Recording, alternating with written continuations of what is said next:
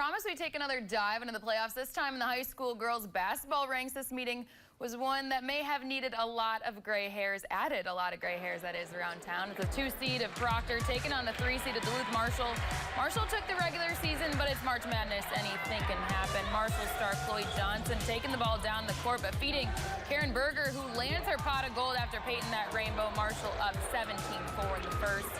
Proctor's wanting to write a comeback, starting right here. Gianna Hansen off the glass and one just like that. The Rails are within 5, 17-12. And a little ball movement never hurt anybody. Marshall playing hot potato. Morgan Lucero draining the tray ball, and the Hilltoppers stay on top 20-13.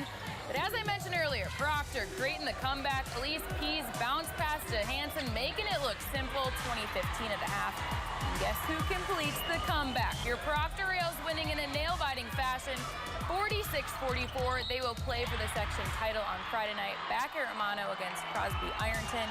And over in the high school boys ranks, the stage for the Section 7 AAA semifinals is set after tonight.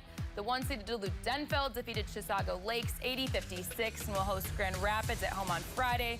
Grand Rapids took down Rockridge 61-27 in the quarterfinals tonight. On the other side of the bracket, 6 seed Hermantown eliminated 3 seed Cloquet by a margin of 10, 74-64. The Hermantown Hawks will travel to the Iron Range to play Hibbing on Friday night. Another Blue Jacket win, 66-53 over North Branch tonight. A lot to celebrate in Blue Jacket country tonight.